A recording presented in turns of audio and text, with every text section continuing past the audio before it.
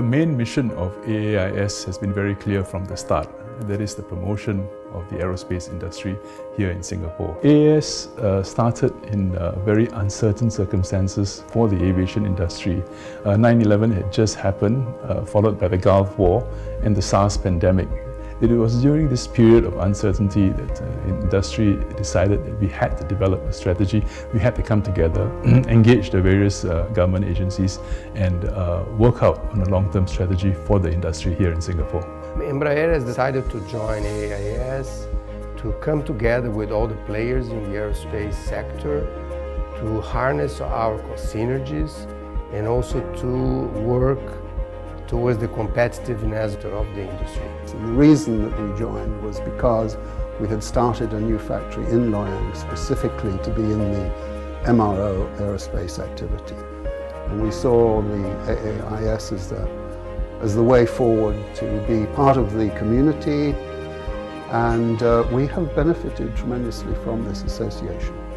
The most valuable activities that AAIS created for us is the engaging platforms that enables us to bring our collective voice of the policy changes and all the market changes that may come our way.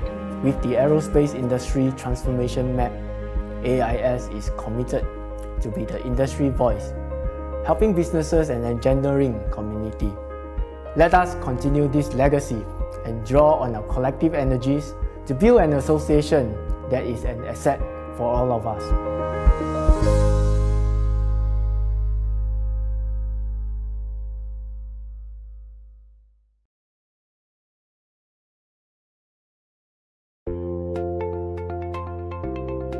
Additive manufacturing is technology turning manufacturing on its head. It's a smarter, faster way to produce, perfect for a small, ultra-efficient Singapore. Additive manufacturing in Singapore is spearheading industries like biomedical, design and building construction, precision engineering, electronics, aerospace and marine offshore, as well as clean technology. What we're working on is developing new materials, new ways of printing, and designing these materials to suit your body part, and then training the doctors to put them back into your body. AM can be used to make injection molds with conformal cooling channels, as well as low-volume customized jigs and fixtures. We have already seen door brackets which has been 3D printed and have been used in the aeroplanes. We will also see fuel nozzles that will be used in the aircraft engines. So an exciting development is development of hybrid technologies. This is a combination of both additive and subtractive-based technologies, such as milling. Solar panel and wind turbine are some of the emerging applications with AM in the clean technology sector. The water membrane is another very exciting area that's coming through. Additive manufacturing is a huge area of growth for the future, along with robotics and automation. In Budget 2016, the government announced the Industry Transformation Program. Additive manufacturing, automation, sensors, analytics, these will be the enablers. AM is identified as a disruptive technology. It has the power to impact lives, businesses, and global economy. It is a game changer. The current market size is about 7 billion, and we should see this number triple by the year 2020 to 21 billion. The AM ecosystem, as we see it, is made out of three main parts.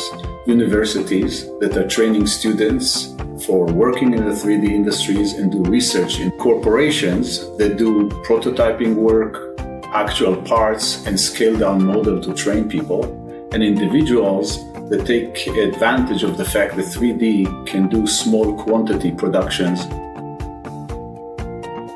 It's critical selecting the right applications that are technically feasible and economically viable, then having a workforce that is able to collaborate and innovate to create the new applications and solve the challenges.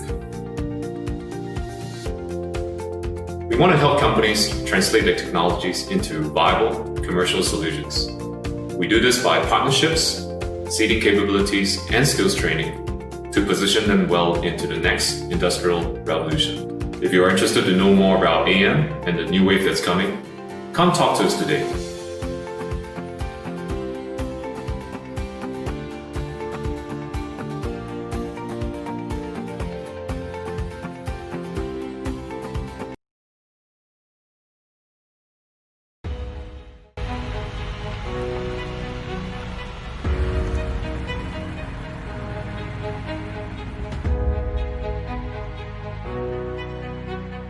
ARMY is currently undertaking a trial with Speed 3D and the Charles Darwin University staff to demonstrate the utility of deployed additive manufacturing techniques on operations. This is an opportunity for ARMY to work with civilian peers and academics to test and trial activities that allow us to provide resilience and redundancy in our own supply chain when deployed abroad.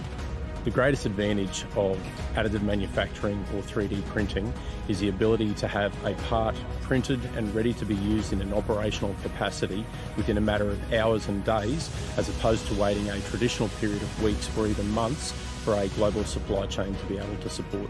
I think 3D printing will make us both a more efficient and more effective army. 3D printing won't replace traditional supply chains, but it will augment and supplement them to give us the right balance of parts that can be procured commercially via existing supply chains and those parts that can be printed at short notice to meet high tempo, high threat operational contingencies when deployed.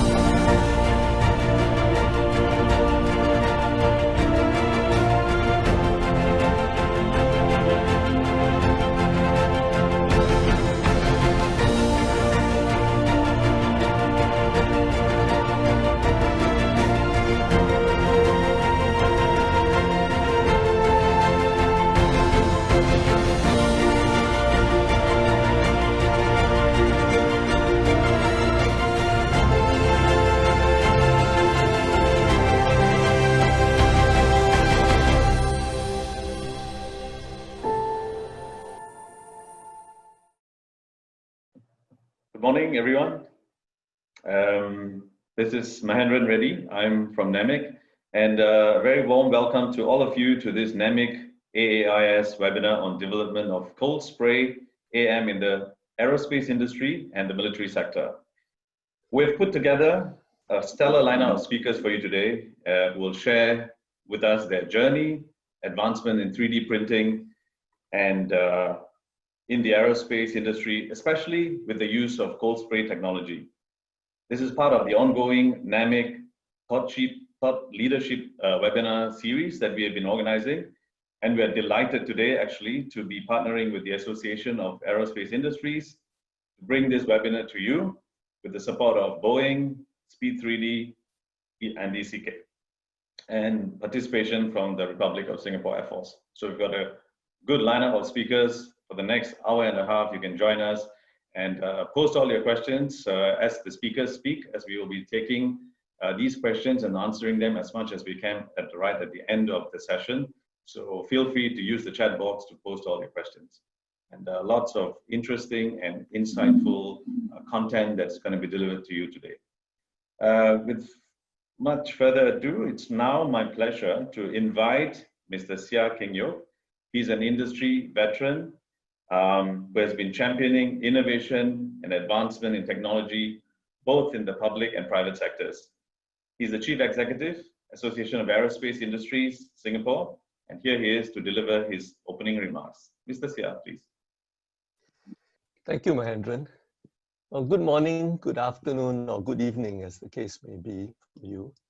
The Association of Aerospace Industries Singapore is pleased to co-organize today's webinar with NAMIC and to welcome all of you.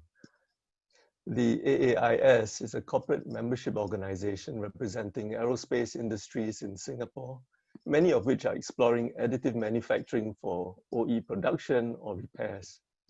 As a major aerospace maintenance, repair and overhaul hub, events such as this are important for connecting us with other like-minded organizations and individuals to advance the development and adoption of AM technologies.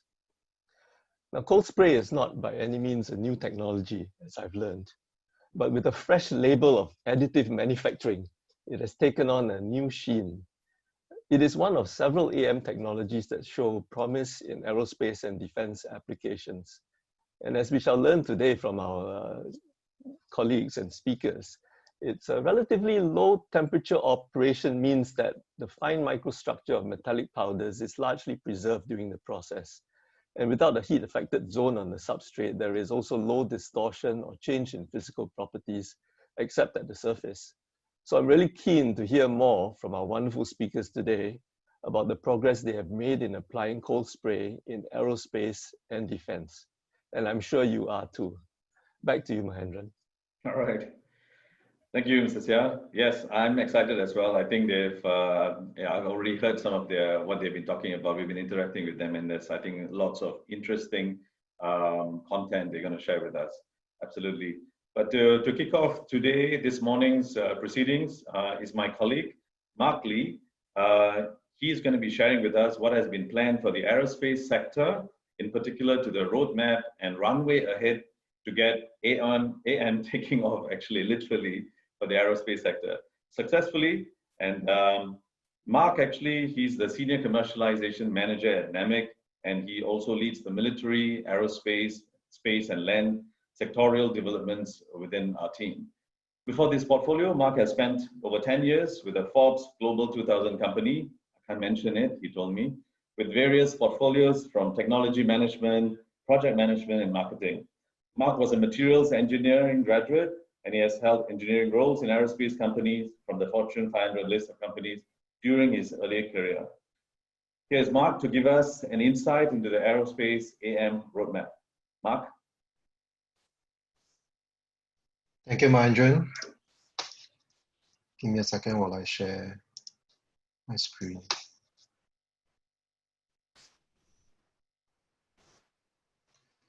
Yeah, so this is Mark from NAMIC. So NAMIC is just a bit of a forward. NAMIC is the National Program Office for promoting AM with the various sectors. And we do this by co-funding programs for R&D in collaborations with the IHLs and research institutes. And NAMIC also funds standard developments for the industry in view of the lack of common standards for this new technology. And a good example being the SAF standards. And this also creates adoption between the end users and the solution providers. So I'm pleased to be sharing next on some of the extracts of the Aerospace AM roadmap for the RIE 2020 framework. So to provide an overview on the current state of AM globally, so AM is a very rapidly growing industry, and ever since 2010, there's been a double-digit CAGR growth, reaching almost 10 billion in 2018.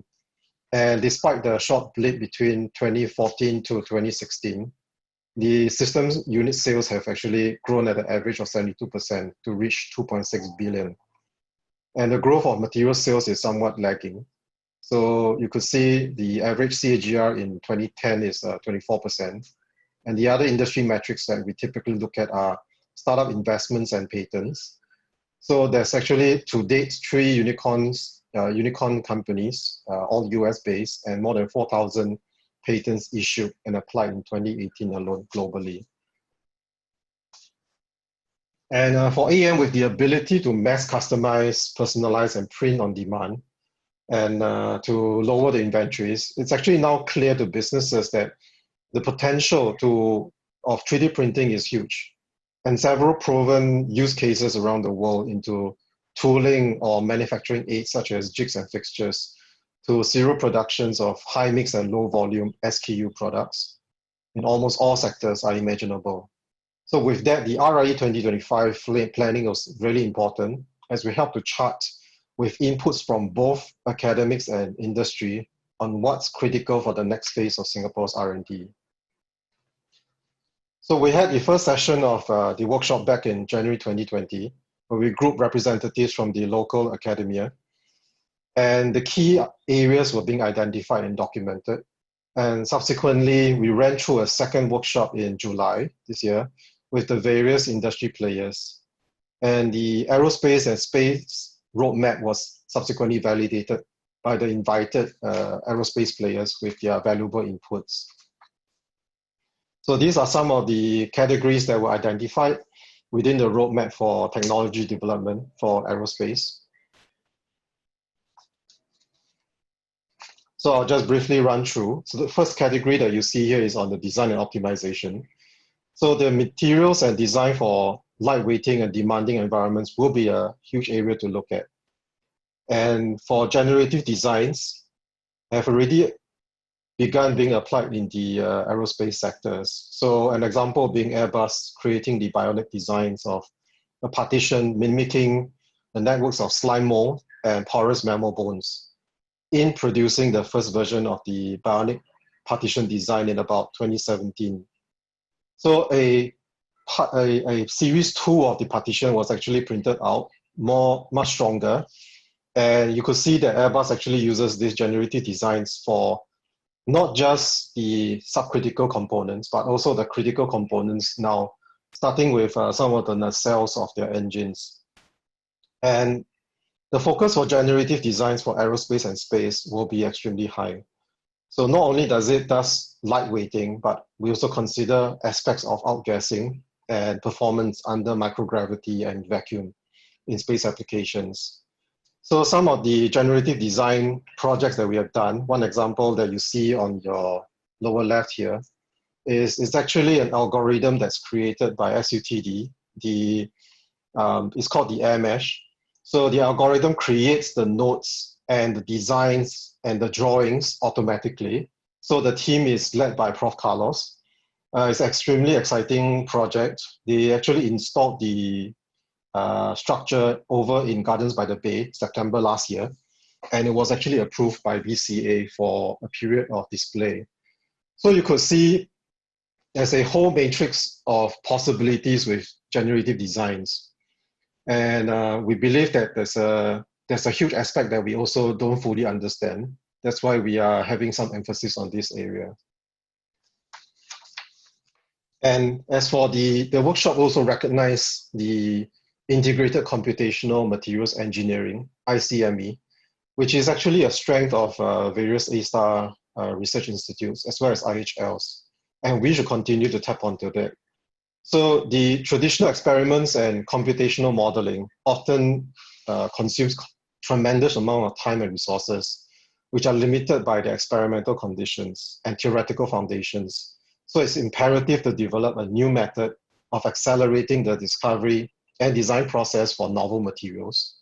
And recently, materials discovery and using machine learning has been receiving increased attention and having achieved great improvements in both time efficiency and prediction accuracy. So one such instance is IHPC. So IHPC's approach to materials design combines the data simulations, machine learning, and the novel materials they have developed range from anything such as ceramic matrix composites or lightweight metal alloys such as nickel superalloys. For the field of material research that we have substantial progress also. So we also feel that incumbent companies that provide material stock feed should be, or rather materials not in the stock feed session, should be included in the research ecosystem. This not only plugs them into the upstream design thinking, but also creates an end-user-centric design of materials for AM. The next portion is actually on the sustainability portion. So it's a large concern that was highlighted during the workshops.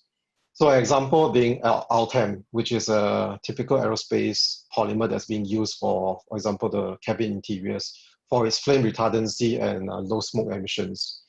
So it's a fantastic material, but when it comes to recycling it, there's actually not a lot of environmental friendly methods.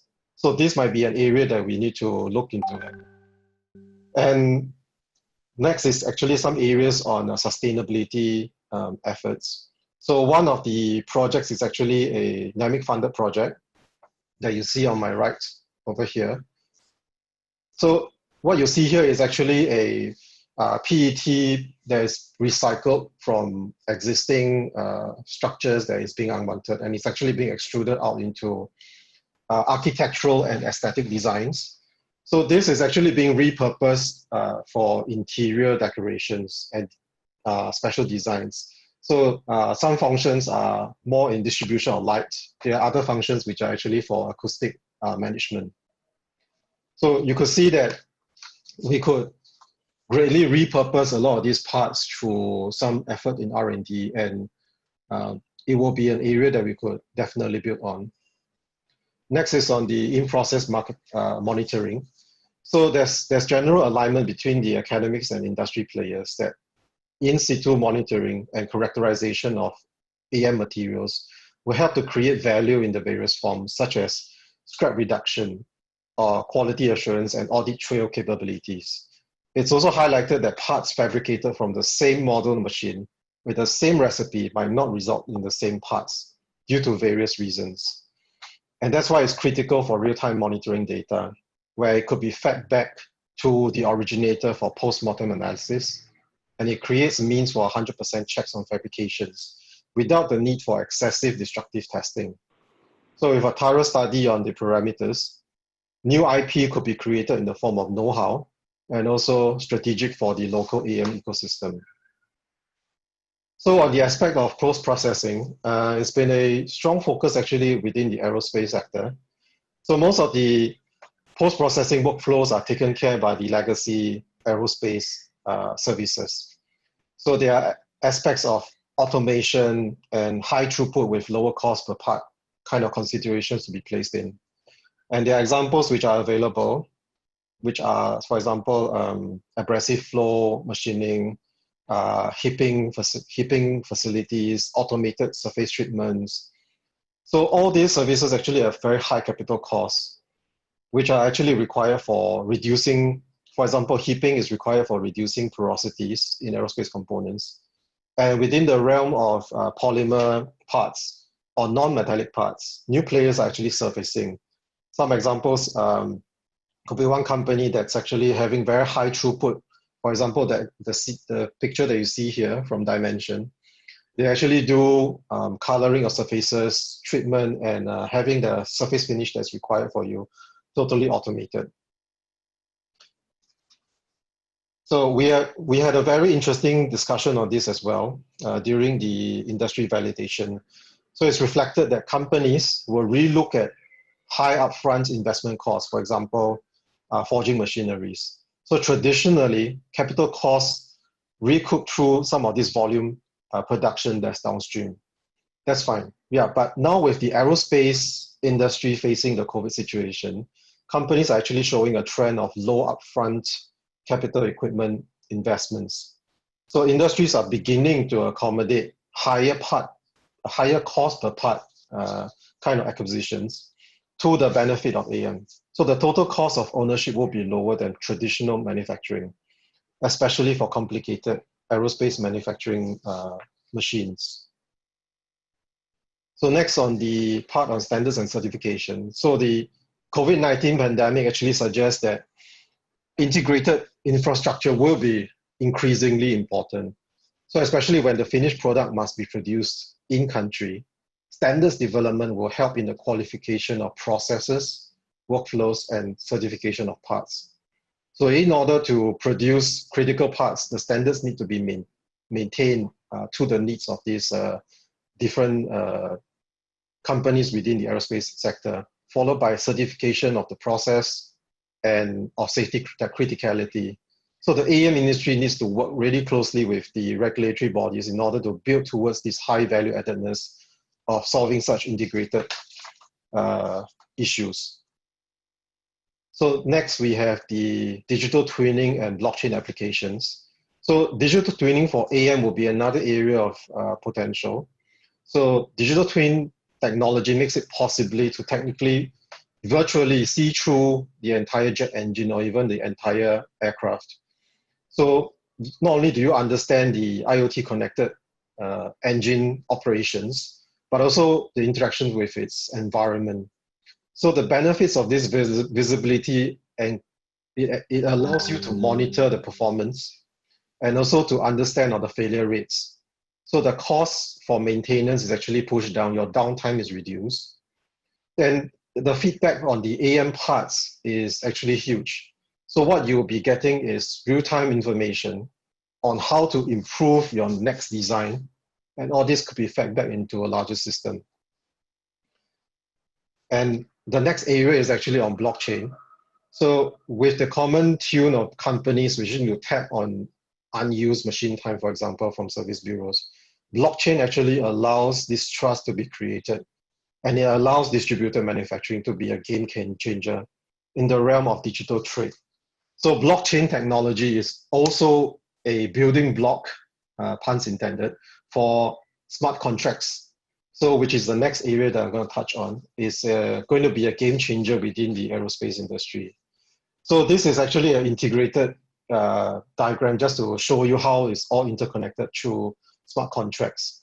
For example, when the engine request from the aircraft manufacturer flows to the OEM, at the same instance, it actually triggers all other suppliers concurrently using pre-certified vendors.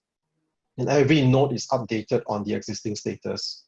And new triggers will be created should there be changes to the rule base, whichever is created earlier. So just a quick example. So I'll give you the example of, let's say, a latch within the passenger aircraft. So the IoT sensors actually detect a damage on the partition or on the latch. So the sensors actually feed back to the main system on the blockchain, and through the smart contracts, it creates a request to purchase raw materials specifying the price and the delivery dates. And the vendors are actually notice of the request, and bids are automatically submitted and chosen.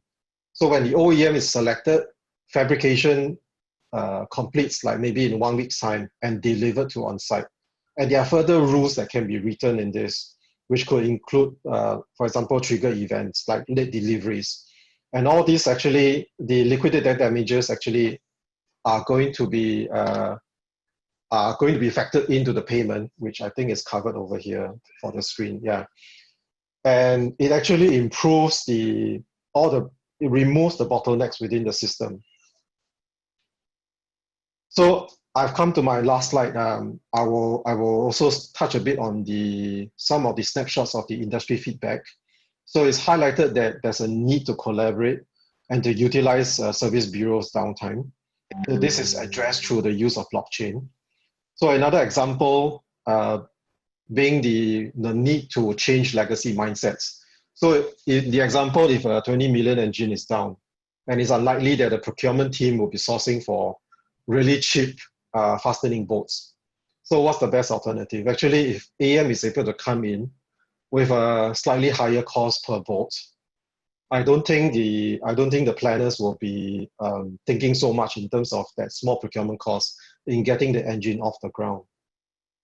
So with that, I hope it's been insightful for you on some of the extracts from the RIE 2025 framework and the AM roadmap for aerospace.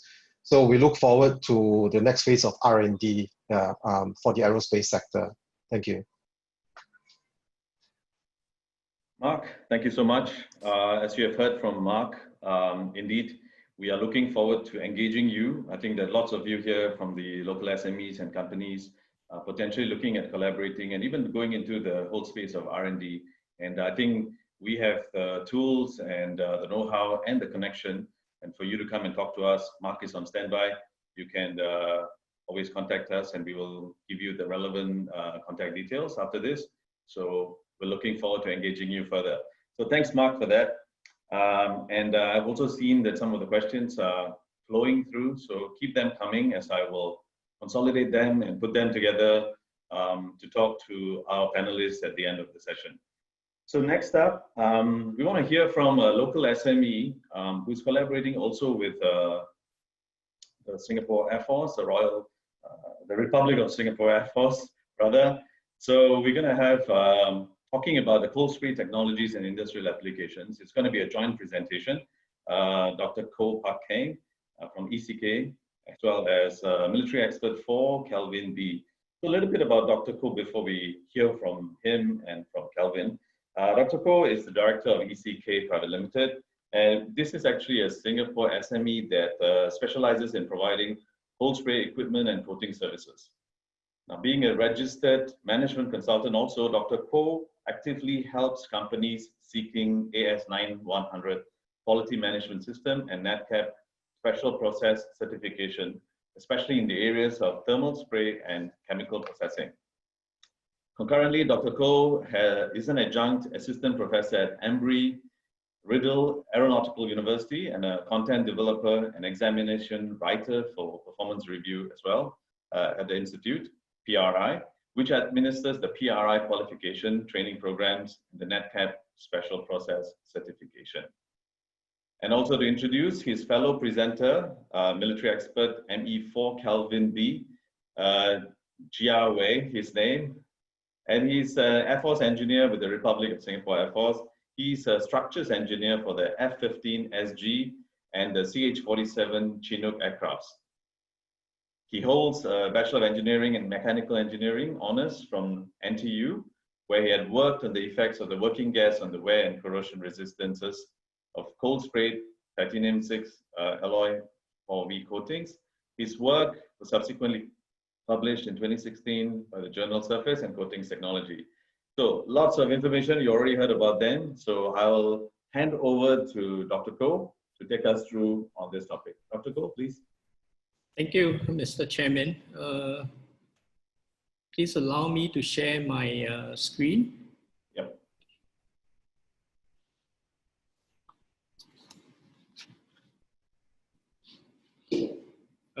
So can I just check that you can see my screen? Yeah, we're seeing your screen well. Thank you. Okay, great. Thank you. Well, thank you, Mahindra, for that very kind introduction. I'm just going to jump right in. So this presentation is broadly divided into two parts. We'll first look at the technical aspect of cold spray itself. So what exactly is cold spray? What makes cold spray cold? And what are its advantages and limitations? Before we go on to the exciting part where we'll share with everyone some of the application of cold spray that we've been working on locally. So traditionally, cold spray is categorized as one of the thermal spray processes. It's a coating process in which molten feedstocks are propelled towards a substrate and a coating is formed.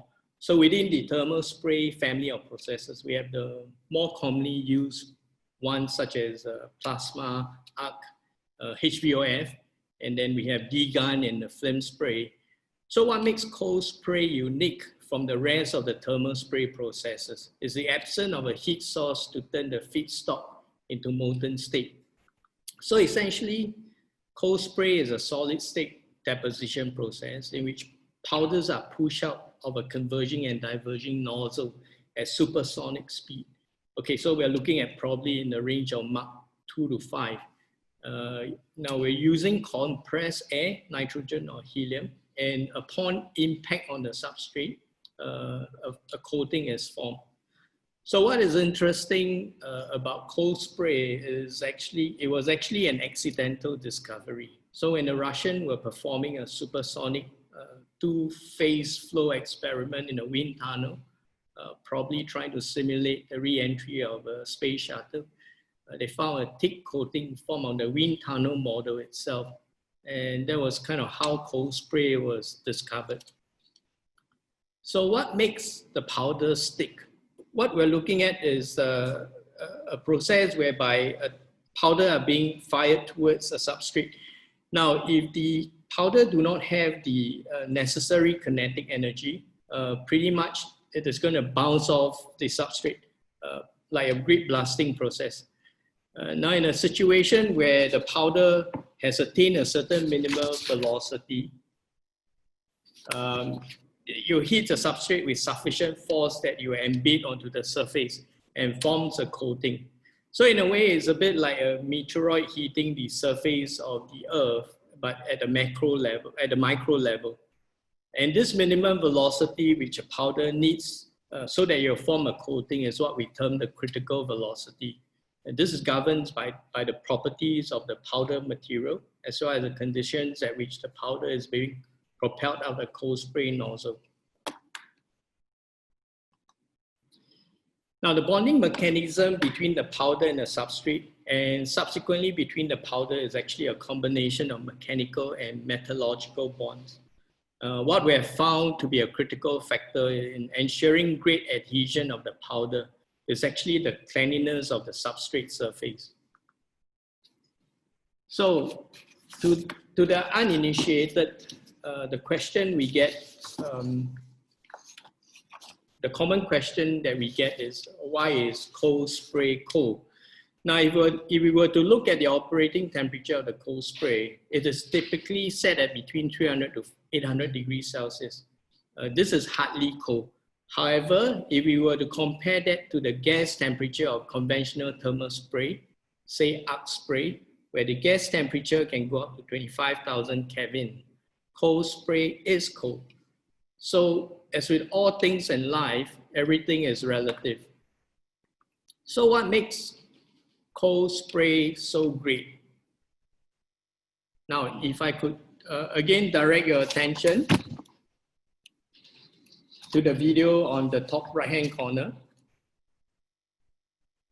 Now, what we are witnessing is actually the cold spray coating of aluminum powder on glass. This process is impossible for conventional thermal spray process. And this is because of an absence of a melting and solidification process of the powder, which essentially provides us a coating which is low in oxide content, has minimum shrinkage stresses, is effective as there is reduced material loss due to vaporization, and minimal or zero grain growth and recrystallization. And what we usually end up with is a dense coating with almost identical bulk material property.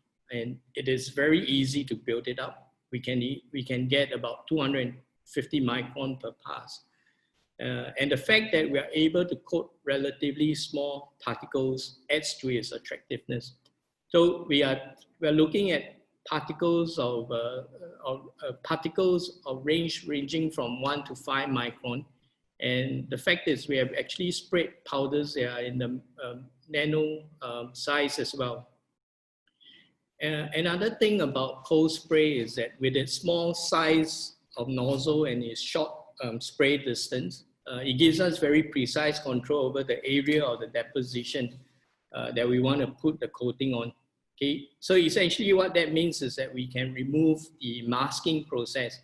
Now, if you think about that from the production standpoint, there is tremendous cost saving in that. And the coatings that are produced are usually in compressive stresses. Okay, so very thick coating in the range of up to about 5 cm can be produced without concern of adhesion failure. And another aspect is that pre-coating surface preparation is usually not mandatory. And the fact is, in some of the cases, we actually found that pre-coating grip blasting is detrimental to the coating quality itself. Now, having said that, cold spray is not without its limitation. It is very difficult to spray brittle materials such as ceramic, though not impossible, and we'll share a bit about that later.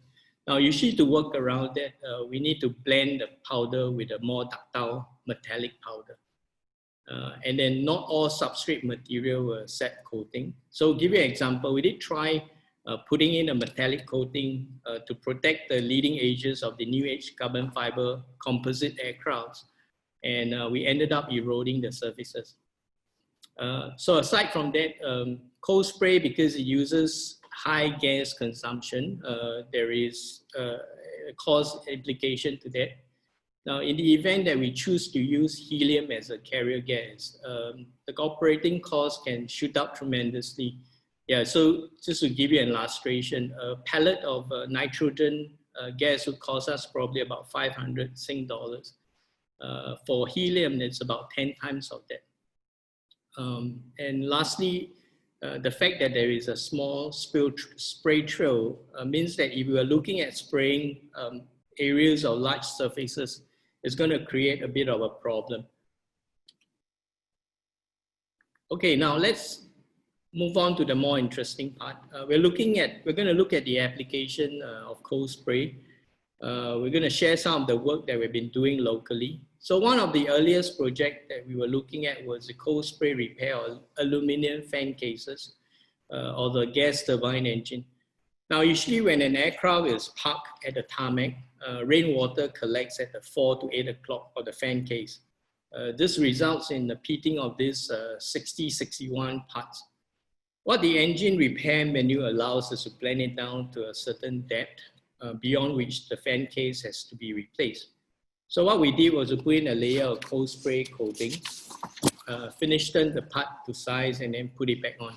And some of the consideration we're looking at include the adhesion strength, the microstructural properties, as well as the coating material properties. Okay, we were looking at the use of cold spray as a mean of putting an antibacterial coating as early as 2008. And it seems like this has a renewed interest in this application for obvious reason in recent months.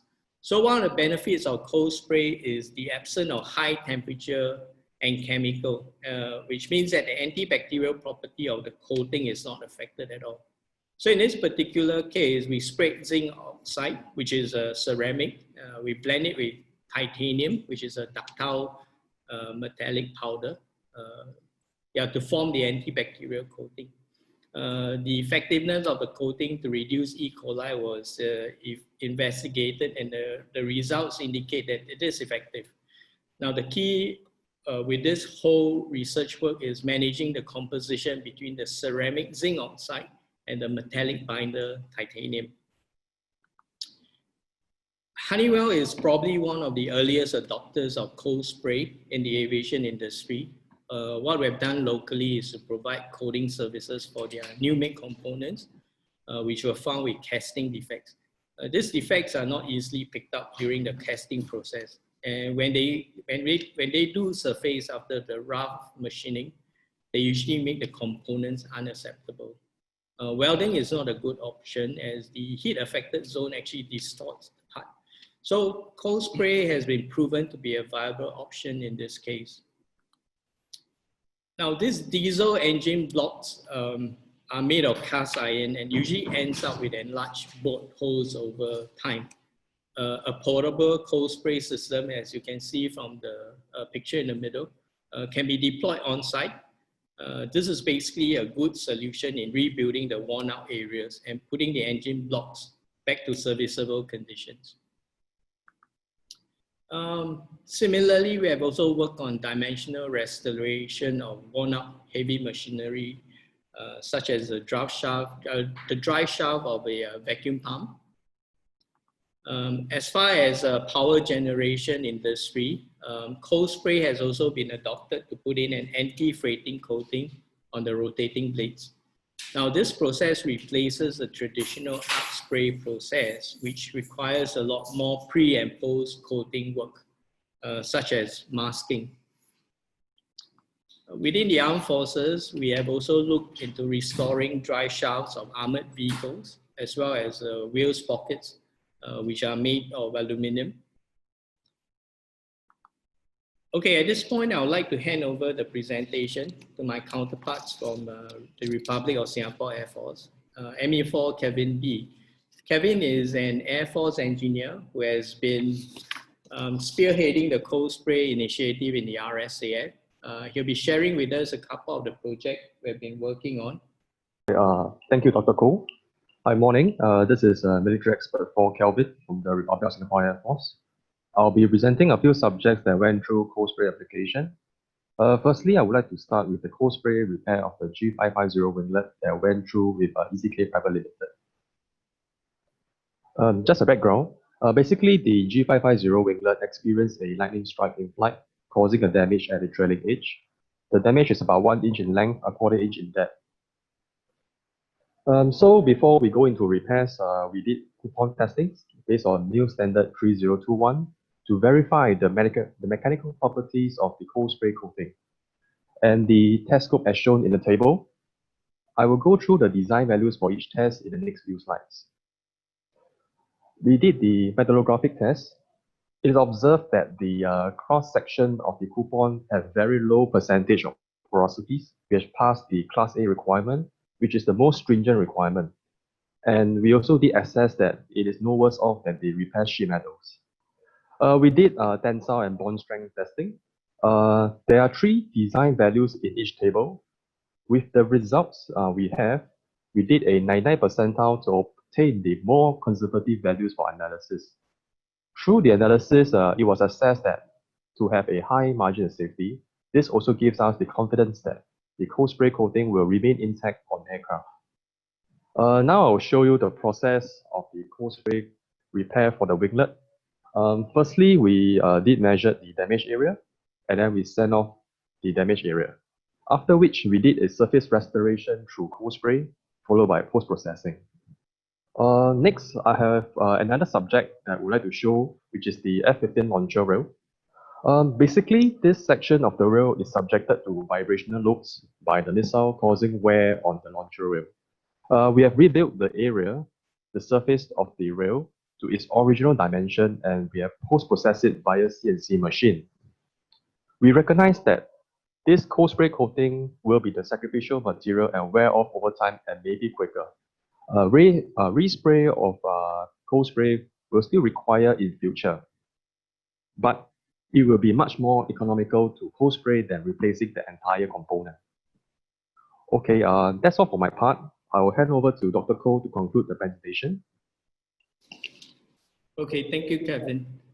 So I guess to conclude, cold spray is an emerging technology that addresses some of the shortcomings of traditional coating processes. And we are constantly on the lookout for problems in the industry that cold spray could possibly solve. So if you have an issue which you think cold spray could be the solution, please let us know. We'd love to hear from you. And with that, I would like to end our presentation. Thank you. Thank you, Dr. Koh and Calvin B. I think that was very insightful to see how a local SME is actually working with a Republic of Singapore Air Force to look at cold spray applications. I think that's really good. And I think there's some questions that I've already collected on your way, Dr. Koh and Calvin. I will be sending them to you shortly to answer at the end of the panel discussion, during the panel discussion.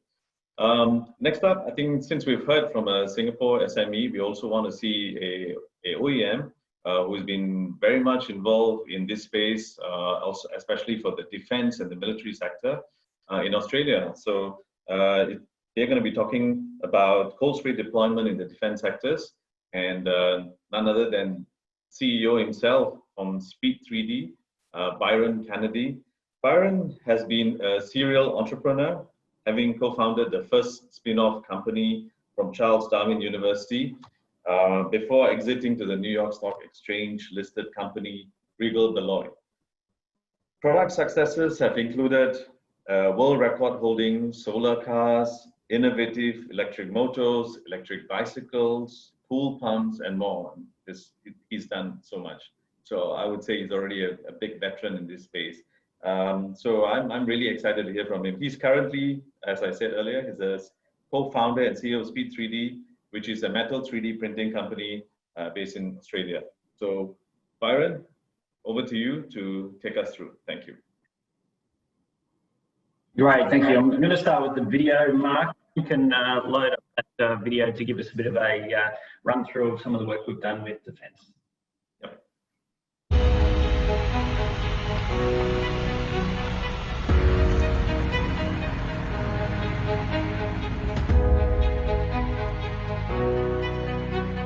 Army is currently undertaking a trial with Speed 3D and the Charles Darwin University staff to demonstrate the utility of deployed additive manufacturing techniques on operations.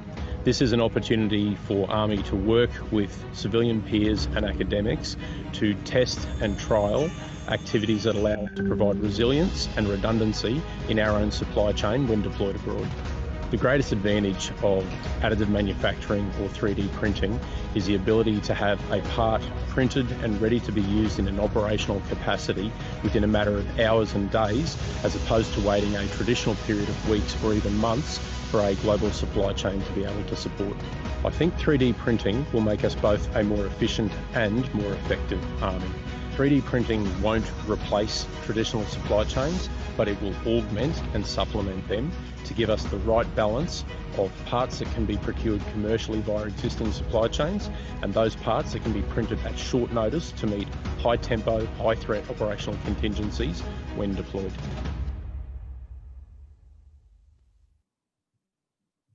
All right, thank you very much. That video is on our website if it doesn't share very well through the Zoom. So what I'm going to do today is talk about cold spray and how it's used in a 3D printing sense. So today you'll hear about cold spray used as a coating. But the question is, can it be used in a 3D printer? And obviously the answer, as you've just seen, is yes. So I'll start with a background on Speed 3D and what we do. So we're an Australian-based company, manufacturer of metal-based printers. The advantage of these printers is they deliver the most affordable AM process, so 3D printing process in the world. So how do we do that? We do that because our printers make parts the fastest possible way, and we use cold spray to deliver this solution. So how it works, so you've heard already about how cold spray works, so I won't go into that. But what we actually do in these printers, so we have a small rocket nozzle based inside the printer, and then we spray these metal powders at supersonic speed, so Mach 2, Mach 3. When it hits the surface, it then sticks. The key to what we've developed, however, is the software. So you see here, Twin Speed software is our software, automatically enable you to build a part. So you load in a CAD file, so a 3D CAD file of a particular part you want to produce, and it automatically develops the robot toolpath to be able to build that part. So this is quite different to how cold spray is used today. So typically cold spray in repair is you spray a bulk amount of material and then you will machine it back to get to your shape. This actually creates a near net shape part. So very, very sophisticated. Primarily materials we work on: aluminium, copper, brass, bronze, tungsten, stainless steels. They're the materials which we're working with today.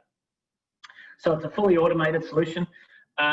We're also a little different. We don't use any gases, so this is all done in air. So the printer is actually driven with a standard compressor, and that's the reason why we can actually push the price down. So no nitrogen, no argon, no helium, just a standard off-the-shelf compressor. So the printers which we actually offer today, to light speed and warp speed, the difference is the size of the parts that's produced. So light speed will produce parts around about 350 by 300, and warp speed will do your very large parts a metre by 700. So in the defence sector, we're seeing a lot of interest on the large machine being able to build parts up to about a metre diameter. And we also have the speed cell, which is a combination of printer and a furnace and a CNC machine.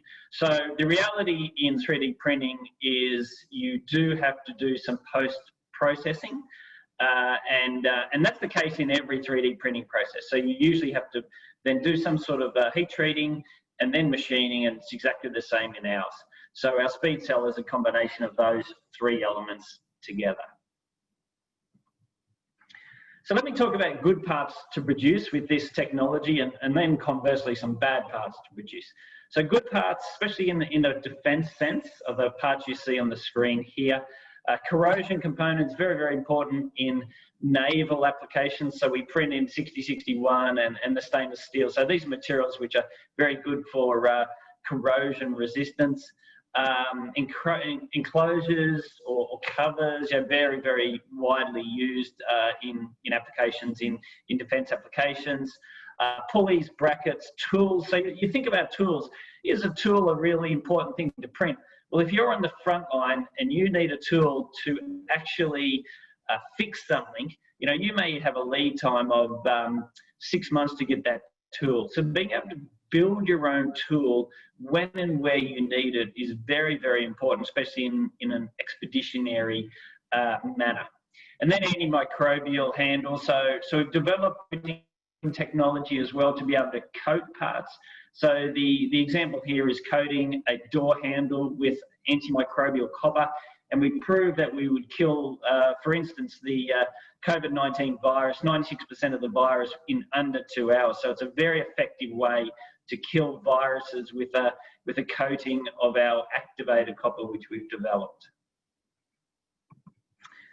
So conversely, what are bad parts? So these generally are parts which are very high volume and you're never going to get the economies of scale. So things like bearings, you're never going to print bearings, you're never going to print drill bits, nuts and bolts, those are things you've got to buy. Same with cable. Sheet metal is done on a pressing process. You're not going to be able to print that. We also don't do the very, very hard wearing materials for the digger bits and those sorts of things. And very small parts is not really suited for the cold spray 3D printing process. There are some other technologies that'll do your very small parts. But the reality in the defence organisation, they're generally not targeting these very small parts. So I'm going to do a bit of a case study and go through expeditionary metal 3D printing. So what do we mean by expeditionary metal 3D printing?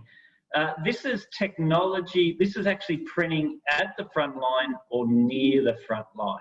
So today, 3D printing is being used in printing for defence, parts have been printed back at headquarters or back at base somewhere.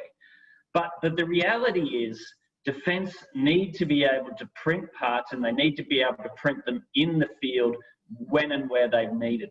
So defence has done that in plastics, but the reality, if you look at this, is once you've done plastics, you realise the plastics aren't going to cut it in most defence applications, so you've got to get into metal.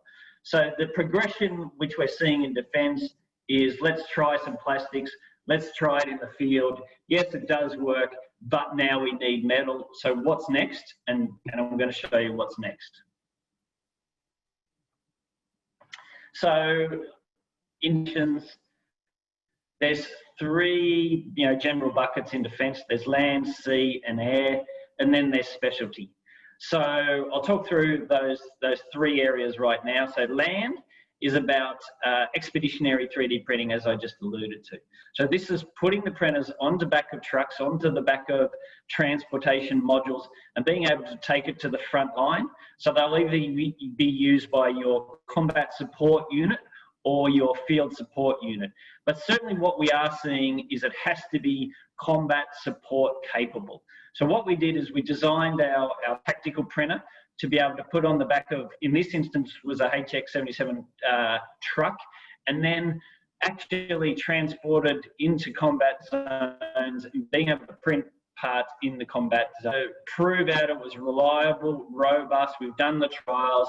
This was at 40-degree temperatures, at 80% humidity, tough conditions, and we proved we would then print parts, heat treat them, machine them, and do that all in a combat environment. So that is ultimately what an army or the land is looking for.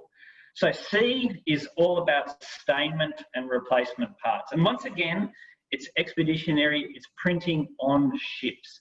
So we've done projects now with the Australian Army, printing things like, you see in this example, camlock fittings. So these are corrosion-resistant parts in 6061, which were proven to be installed on the ships and can replace corrosion, typical corrosion parts in naval environments.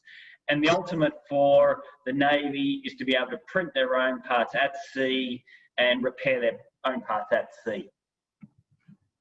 Then you move to the air sector.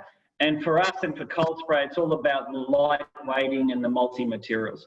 So one of the other advantages of cold spray is we can join materials, so we can print copper on aluminium, you can print aluminium on steel, you can do all sorts of different multi-material combinations, and that's what the air sector is looking towards, and also lightweighting applications. And then there's specialty, there's many specialty within defense sector, armaments, space, special forces. So you'll see here pictures of rocket nozzles, of propellers, of tools, and other applications used in the specialty space.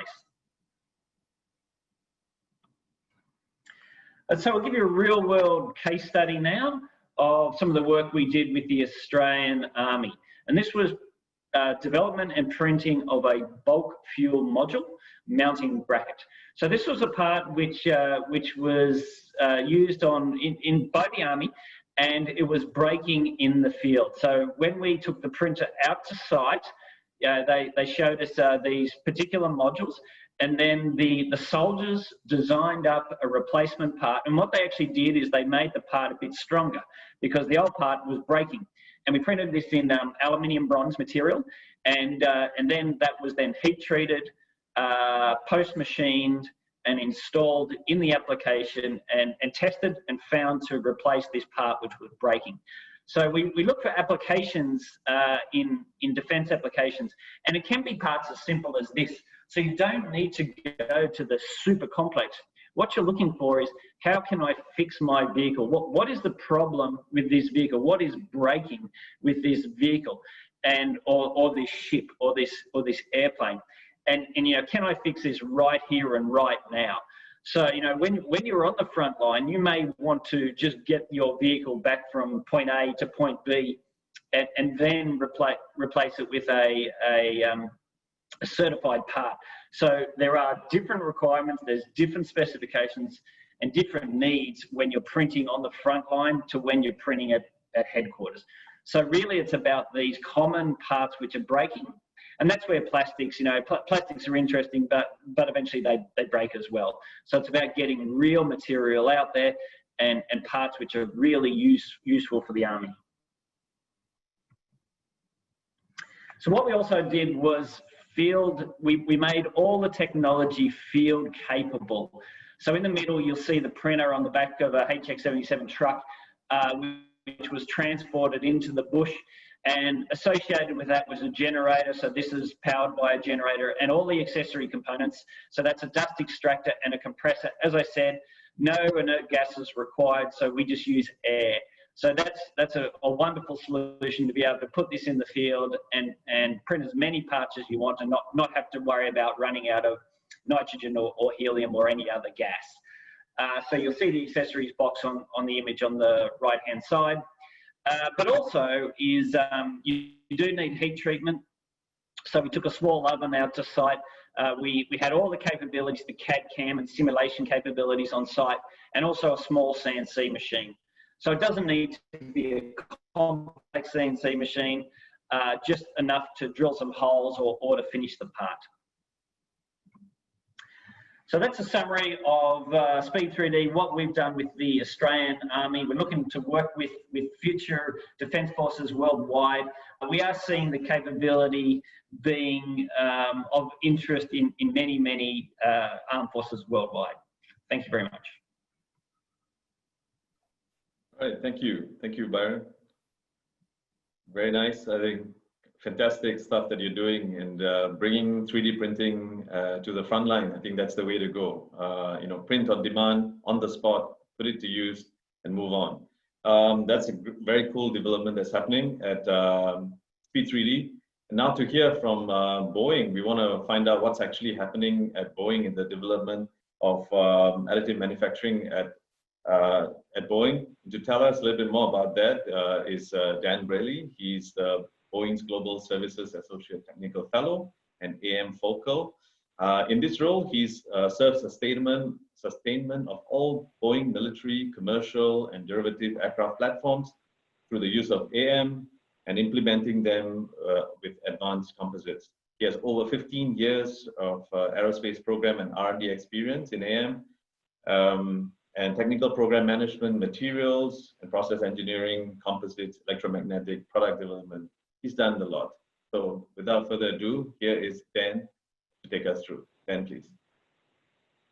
Thank you for that. Okay.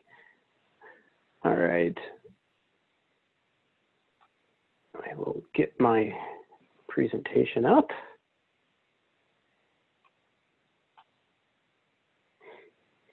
Okay. So thank you very much. Yes. So I am Dan Braley. I work in Boeing Global Services as the AM Technical Focal. And what I'm going to start talking about here is what is Boeing additive manufacturing? What do we do and why do we do it? So right now we have 20 Boeing sites worldwide with 3D printing capabilities. That's mostly in the US, Canada, Australia, the UK, and it's expanding beyond. Additive manufacturing is becoming bigger and bigger within Boeing over time. And so right now we have 17 locations in the US. The majority of our hubs with additive are primarily in St. Louis, El Segundo, and and Seattle. And so there's 3 main focus areas: tooling, flyaway parts, and interiors. And within those flyaway parts, that's where the spares and repairs falls in. That's what we're more or less focusing on today, primarily within the sustainment world, at least within Boeing Global Services, which is what I'm going to talk about. To date, in general, like when you look at all commercial and defense platforms, there are over 70,000 3D printed parts that are flying on Boeing aircrafts. So we have played in a lot of different places, as you heard about, polymers and metals, within us, particularly the government world.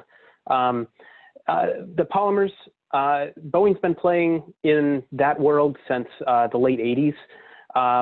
With the first real AM part inserted right around the 2002-2003 timeframe.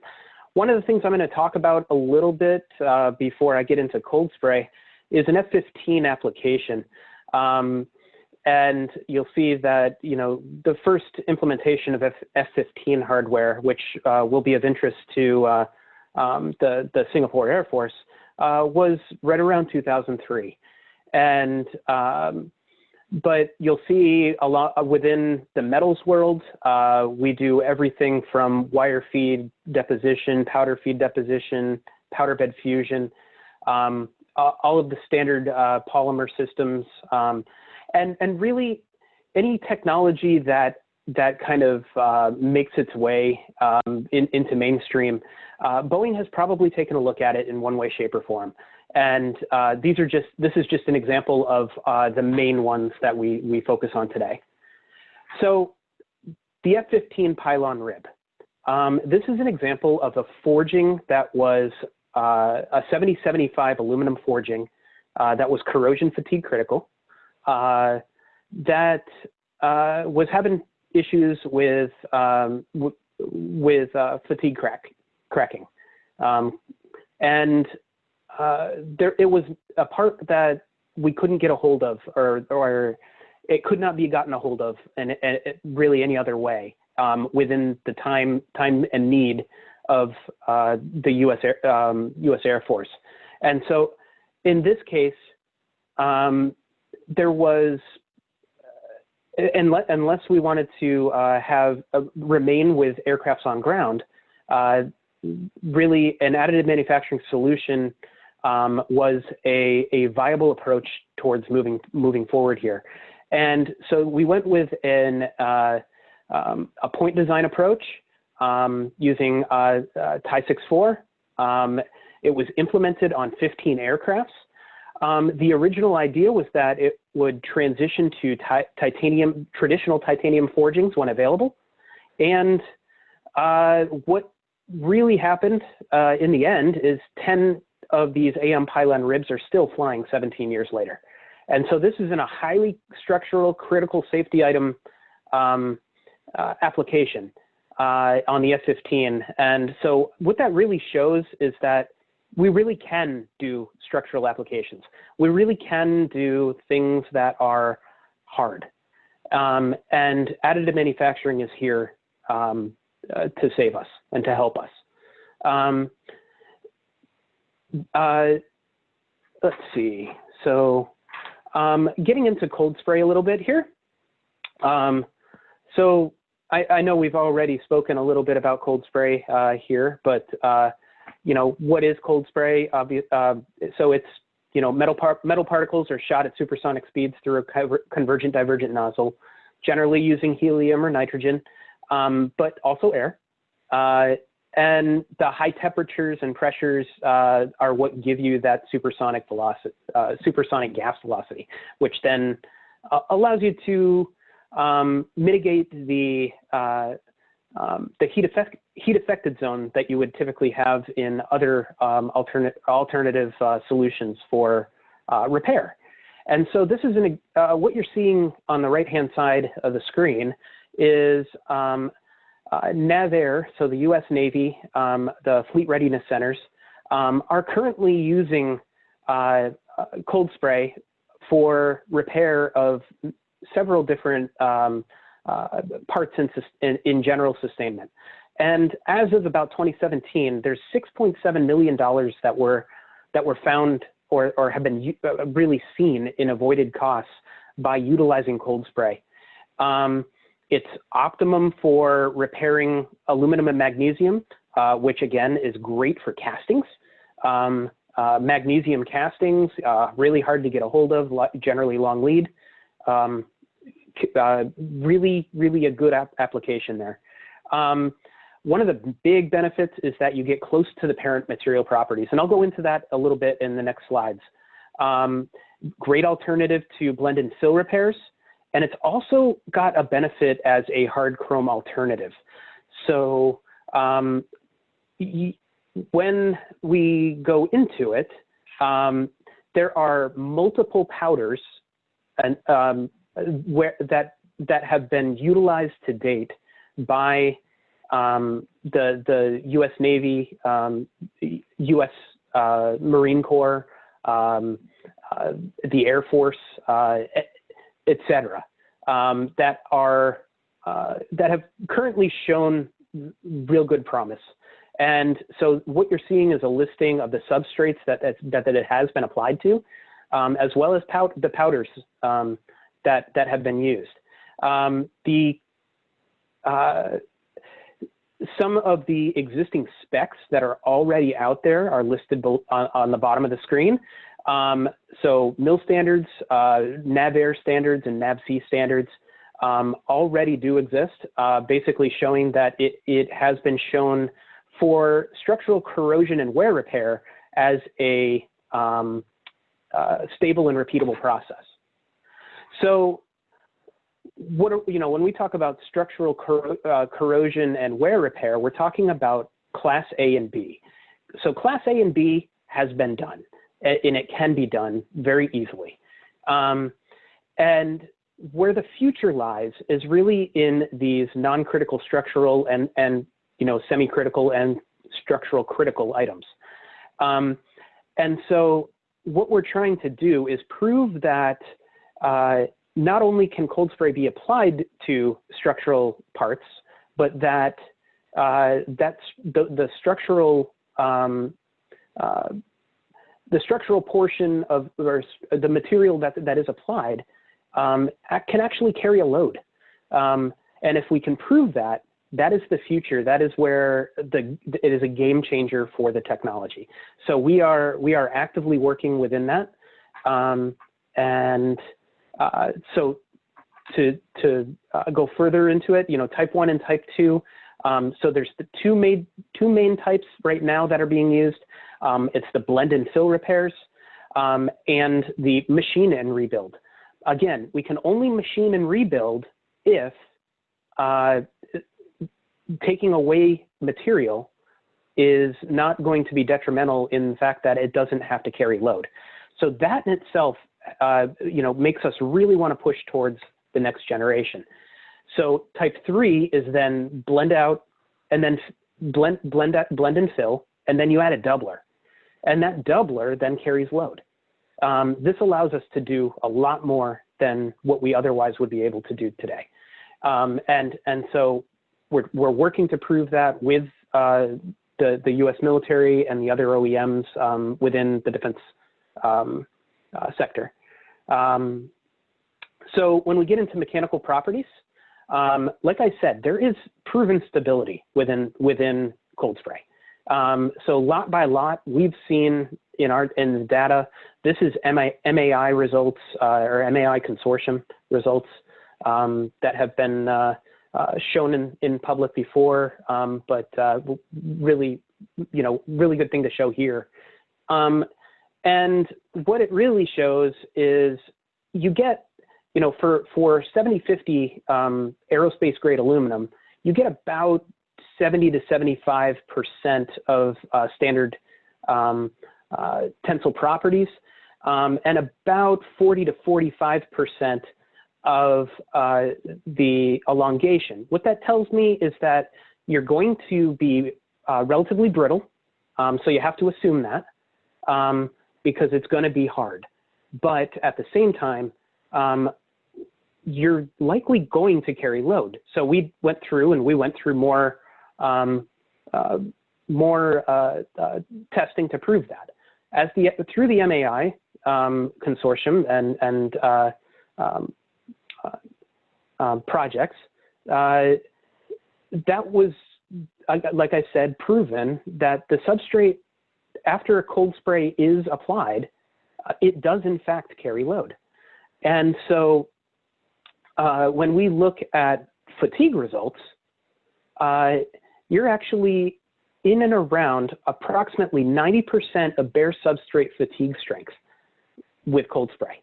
So if you apply cold spray, you are in fact giving yourself better performance. So you're increasing the performance, and you're giving more life to the parts that you're applying this to. So a standard blend and fill repair, you can only do that so many times before you have to scrap a part. This could and realistically will push us into the future where we are able to carry load and really push the boundaries of what and how we can repair aerospace grade components. That said, that's the end of my talk. I appreciate the time. All right, Dan, thank you so much. That's really good. We've learned a lot this morning from all the speakers. I think there's a lot that you as specialists in this space in developing cold spray technology have shared with us. And I think hearing from you, the audience have been posting quite a lot of questions. And I think we can go into some of the questions. I think before that, I just want to hear from you as a panelist who are out of this space and you're pushing this technology. Where do you think we will be in about 5 years' time for this technology?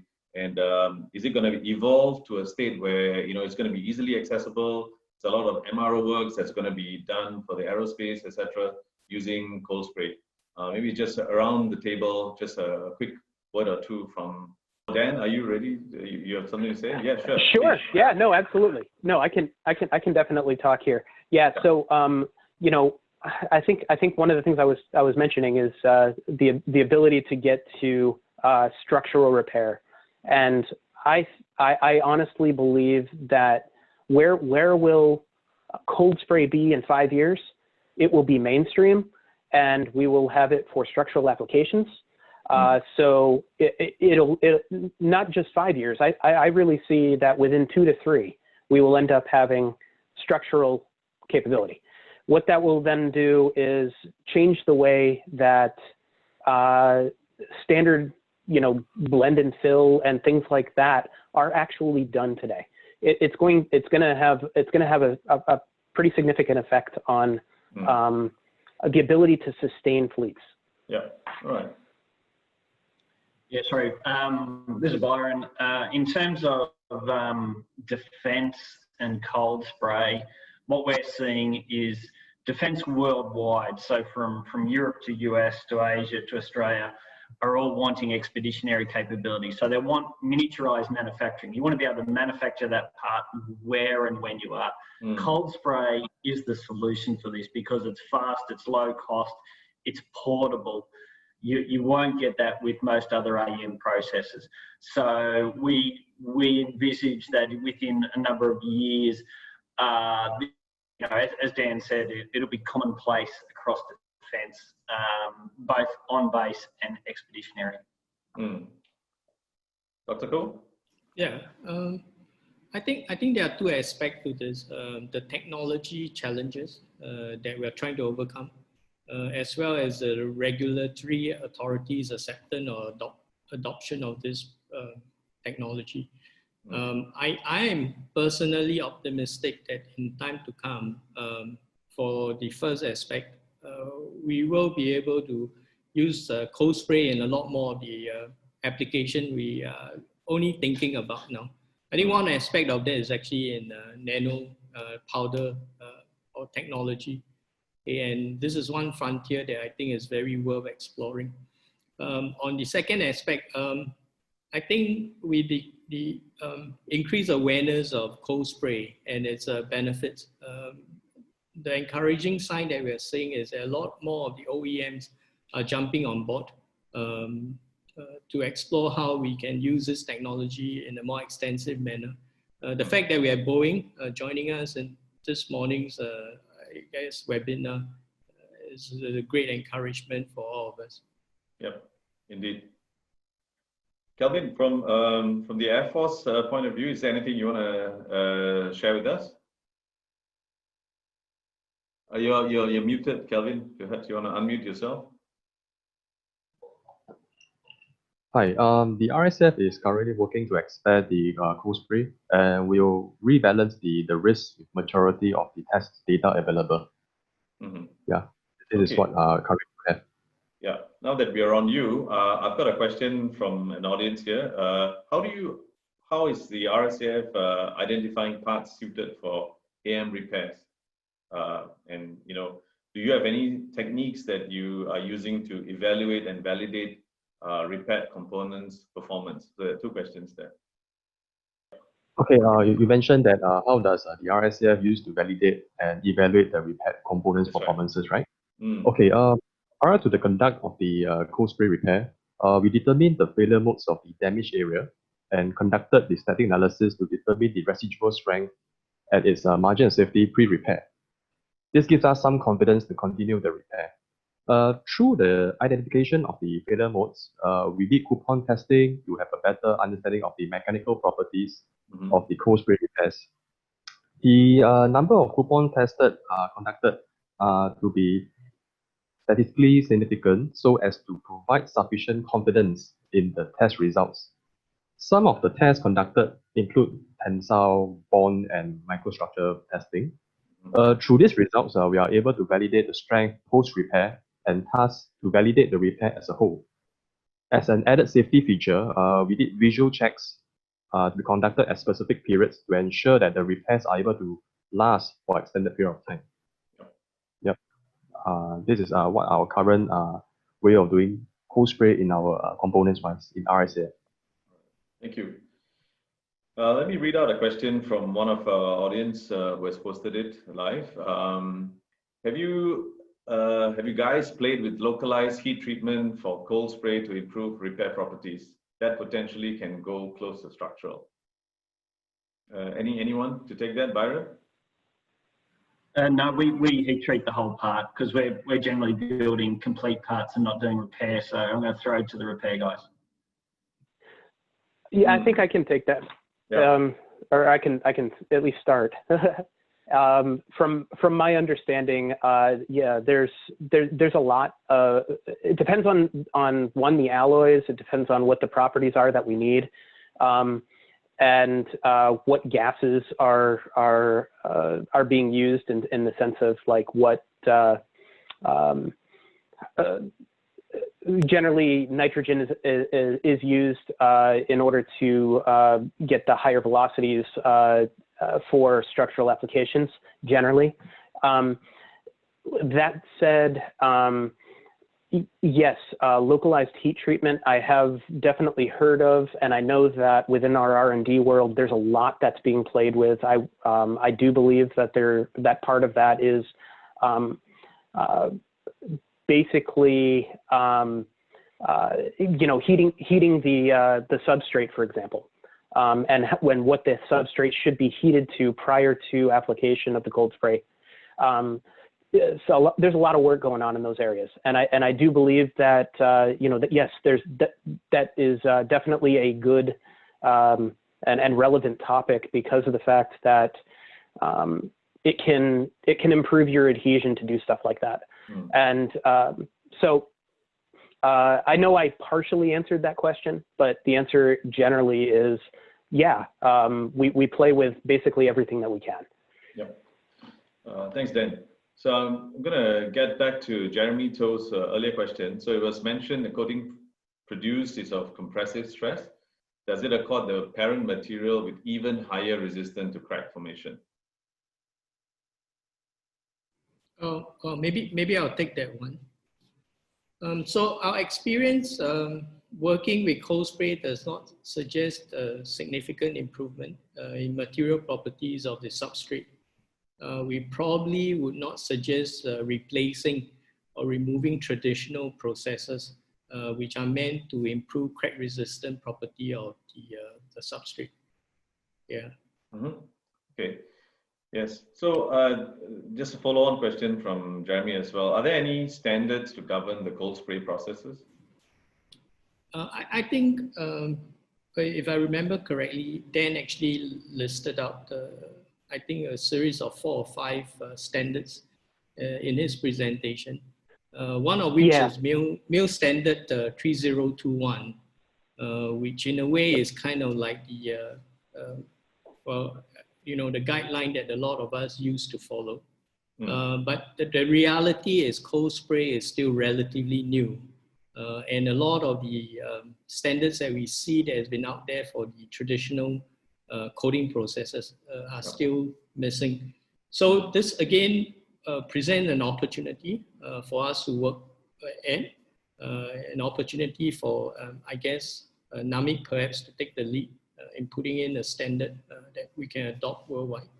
Yes, I think definitely this standard development is an area that we are also looking at, and I think with that in place, we will be able to get more applications into the market as well. On that note, I think all of us here, we have been involved in the traditional way of manufacturing and also now embracing additive manufacturing slowly. So from that perspective, so how do you see the cold spray AM printed parts functioning or performing in relation to the traditional parts? That's one of the questions raised. Yeah, I can take that. That's Byron. So we do additive manufacturing using cold spray on a daily basis, and what our focus is competing with cast parts. So we're looking for material properties similar, if not better than cast parts, and we're looking for costing similar, if not better, to cast parts. So the focus really is in cold spray AM being able to replace cast parts. So let's look at where powder bed traditional metal 3D printing is. They're trying to replace forged parts. So forging is a much smaller band because it's much more cost. It costs a lot and very high performance. Where casting is used in a day in day out basis. So that's where we believe that cold spray will fit, is to replace casting because we can compete with material properties and cost in that sector. Yeah. Byron, since you've just answered that, just a question here from Su Liao. He's asking, so how do you heat treat parts from warp speed 3D in the field? Because the parts are just too big for the furnace. Yeah, different size furnaces. So the the furnace that we took on the Army expedition was a smaller one, but you can get larger furnaces as well. So simply a matter of sizing the furnace for the applications. Yes. Okay. Dr. Koh, a question for you. What are the next challenges for cold spray technology? What do you think from your perspective? Well, again, I think as I kind of mentioned earlier, there are limitations in terms of the kind of material that we can coat. Of course, ceramic materials itself present tremendous potential for us in terms of the kind of application that we can use them for. So one of the key research, I guess, thrust that we're looking at is how we can put in ceramic coating using cold spray in the form of a composite kind of setting.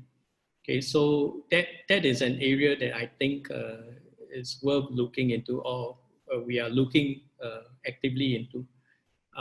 The other aspect, of course, is the use of cold spray to spray nanoparticles. Okay, nano powders itself again has a tremendous potential, be it using them as sensors or some of the I guess usage in water treatment, etc. Yeah, so that is another area that I think is worth exploring. Yeah. No, when you say about the nanoparticles, right? So when the powder actually hits the solid part, is there any possibility that the gas can be trapped within, and would that lead to any porosity issues? Yeah, that's definitely a concern. Now, the other aspect of that is that because now in this case, we are basically using the momentum of the powder to impinge onto the substrate. The fact is nanoparticles are extremely light. One of the issues that we face is the fact that the powders do not have enough momentum to reach the substrate. Okay, because within the thermodynamics of the cold spray process, there's what we call a bow shock created by the carrier gas hitting the substrate. So these are the key challenges that we have pertaining to spraying nanoparticles. Okay, so do you think this, I mean, in terms of efficiency of this process, right, are we losing powder in building up the part, or how efficient is it? Okay, so if we are comparing spraying, I guess, normal size particle of between 1 to 50 micron, and then spraying a 20 nano micron size powder, we're looking at probably half the efficiency. So it's like 70% versus a 35% kind of numbers. Okay, and I'm sure this efficiency, it will improve over time with the advancement of this technology anyhow, I think. Yeah. I think the key lies in the redesigning of the system itself, be it the nozzle, be it the pressure that we can adjust for the system itself. Okay. You just touched on nozzles, so I just have a question. So, with the frequency of this cold spray going through the nozzle, how frequently is the nozzle going to be damaged, or you need to replace it? Okay, well, I speak for the system that I use. The nozzles are actually consumable. Yeah. So over time, we need to replace them. I don't know, maybe Brian has a different system. He can share a bit more about what Speed 3D has. Okay. Yeah. Brian. Over 1,000 hours you get out of the nozzles. Okay. So they're long.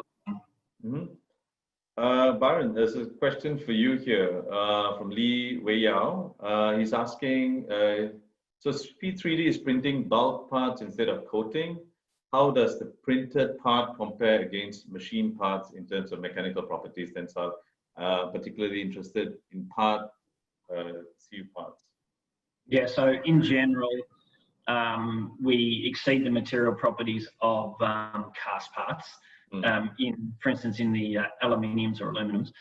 In copper, primarily people are after conductivity either electrical or thermal, and you're typically getting between 90 to 95% conductivity of pure copper. So you're nearly as good as pure copper, and that's with the standard heat treat, nothing special, no hipping or anything like that, and all sprayed in air. So as we focus on, it's keeping that cost down, but getting performance similar to what you expect for traditional manufacturing. Yeah.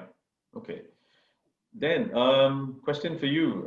Does Boeing explore the potential of cold spraying multi-component alloys? So multi-component alloys, if you notice in the materials that I kind of showed that have been done to date with both the U.S. Air Force and the Navy, the U.S. Navy, those materials, a lot of those are multi-component metals, and really it's there's I want to say, you know, somewhere on the order of like 10 or 15 that are really kind of the mainstream of what have been used to date, that have been used in military applications to meet various different needs. So like each one has its own benefits, each one has its own downfalls, and it's basically, you know, choosing the right material for your application. And so the answer is yes. Yeah. Okay, a general question to the panel.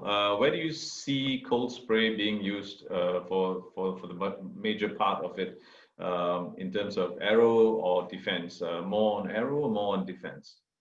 Or a mixture? It's one. GIE is asking this question. So from Boeing's perspective, what I've been seeing, at least from within, well, no, I wouldn't even just go say that from the U.S. I say what I've seen has been more military based, so it's more defense rather than you know, aero in general. I've seen it used in commercial applications, but it is generally much more limited based on certifications and what is required for certifications, and basically proving it out for the various commercial entities, I guess. So that's kind of my take on it. Is it's more defense, and I see it taking off more in the defense world, at least earlier on. Mm-hmm. Yeah, I'd agree with that. The pathway to commercialization in aero is much longer. Defense, what we're seeing is sales into Army and Navy to begin with, because the certification requirements are much quicker. Mm-hmm. And then over time, as those standards get developed, it will then move into the aerospace sector. So it's more of a timing issue rather than a technology and compliance. Yeah. Okay. I just want to say that I concur with that. Based on the interest that we've been getting locally, I think the MINDEF side is approaching us a lot more frequently now in terms of how we can use cold spray. Yeah. Okay. So some technical questions here. So how do you ensure performances of bonding between the base and the substrate in cold spray manufacturing? Anybody wants to take that? In ours, we want the part to come off because you want to reuse the substrate. So we don't do that unless the customer actually wants to maintain that onto the substrate. But we will peel the part off. So we're going for the opposite. Okay. I know that again, it depends on what you're trying to do, but generally, if you say you're cold spraying a repair, if you're going after a repair, generally you have to do some sort of treatment to that surface to remove or kind of clean the surface because there has to be a clean surface in order to be able to realistically, and bond to it. One of the things that can be done, everything from, machining to sanding to sandblasting, bead blasting, things like that. All of those are viable. And if you look at the mill standards that we're talking about, the mill standards call out kind of what is one allowed and recommended. I don't know if anybody else wants to add on top of that. I agree with you. Let me just pull out another good question here.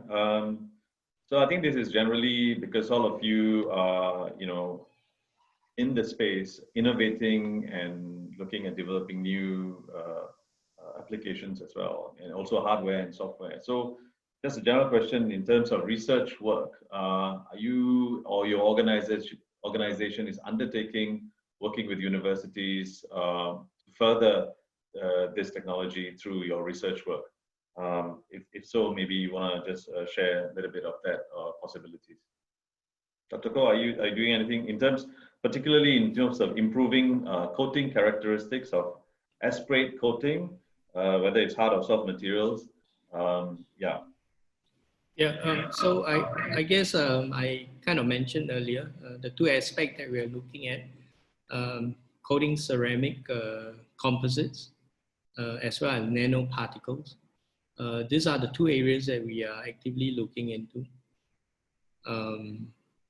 And I think there was a question regarding the use of cold spray for MEMS application in the development of nanoparticles. So one of the aspects that I think we were looking at is the use of the type of carrier gas, because nanoparticles behave very differently when they are subjected to air. There is a tendency for them to get oxidized very quickly. Okay, so in that regard, I think the type of carrier gas that we use plays a tremendous part in whether we can actually get the type of coating that we want. Okay. Oh, maybe one more question to add. This is more on the space application, because aluminum is actually a lot more attractive for use in space applications. Whether there's a potential for cold spraying conductive lines onto flat surfaces, and is there such a possibility? I think I might be able to take that. So if you look at the repair applications, for example, it's generally you're applying an unlike material, or generally an unlike alloy onto the aluminum substrate that you currently have. There's really nothing that says that you can't apply like a copper substrate or a copper line to an aluminum part. What would that allow you to do? You would have higher conductivity in those coppers, in the copper lines. That would then give you that kind of an application.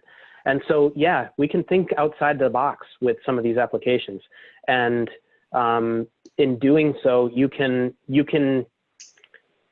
well, and I think that's what I was kind of trying to get at is you can tailor your solution to your individual needs. And a lot of the times that requires additional testing, to prove it. And you'll find that you'll do iterations. Hey, well, what if I change,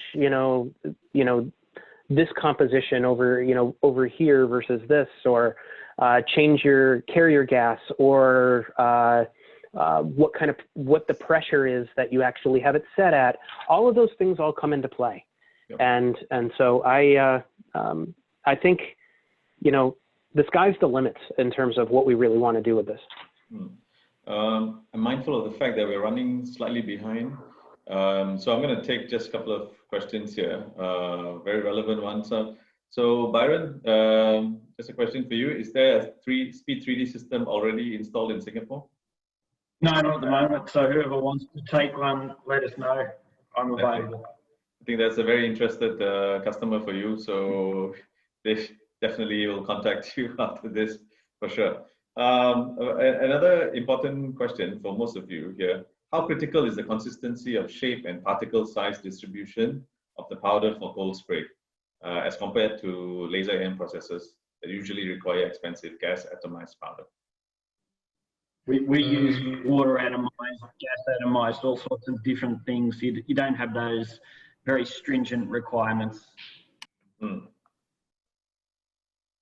Maybe I'll just very Yes. quickly try and answer that. Now, I think the thing about cold spray powder is that they are unique compared to the traditional thermal spray powder because there is an absence of a heating process. So in the traditional thermal spray powder morphology, they are spherical, and that's to ensure as even heating as possible as the powder are being pushed through. Okay, but in this case, because cold spray is actually a supersonic solid state coating process, you don't want spherical shaped powder because that actually increases the drag as the powder are flying up. So we're looking at angular, irregular shaped powder that actually helps the powder to fly at a higher speed as they are being pushed out. And so there is a certain uniqueness to the powder that we're using for cold spray application. Okay, one very last question. This is from Louis Letemure. What are the material or substrate couples that have been mastered today? Anyone? Anyone? If you do have an answer for that, Dr. Koh? Yeah, so the quick answer is that with metallic to metallic combination, we pretty much have a good handle on that one. So yeah, it's a matter of using the type of system that we need, be it a low pressure or high pressure. So that aspect is pretty much taken care of. The other part, well, of course, the challenging ones, again, as we mentioned earlier, is to add in ceramic, and then you have ceramic to ceramic combination or ceramic to metallic combination. That's where a bit more of the, I guess, the mixing and the, I guess, the research work has to go into. Yeah. Okay. Gentlemen, I think we can go on for hours and hours. I think there's lots happening, and we've you know, the last 2 hours we've spent with you, and I feel very enriched. And you know, this content that we've shared with the audience today, and even for us for learning, this has been a really good learning session and a fantastic topic, and a groundbreaking technology that I think it's going to see more applications, and we're going to embrace it a lot more in as Dan earlier said, in the next 2 to 3 years. And that means we're going to be reconvening shortly, you know, in just months ahead, not years ahead. So to find out where you are, where the whole process is in terms of the technology, and where all of you in your journey are, and you know, we're going to reconvene to find out more from you. So, however, that's exciting times ahead, but we have limited time today, and I'm gonna let all you busy professionals get back to your work and get on with it, do all your good stuff, and do email us any thoughts, any further questions that have been left unanswered today at this email, marketing@namic.sg, and just tell us how we can improve. And if you even have a thought of wanting to do another webinar with us, contact us. We'll be happy to talk to you. So on behalf of the organizers, NAMIC and AAIS, I would like to express our deep felt gratitude to all our wonderful speakers here today, Mr. Sia Keng Yok, Mark Lee, Dan Brayley, Dr. Koh Akeng, ME4, Kelvin B, and Byron Kennedy. Thank you so much, and we'll stay in touch. So, and this is Mahendran Reddy from NAMIC, wishing you a pleasant day ahead and a successful AM journey. So till we meet again, bye for now. Bye guys, thank you.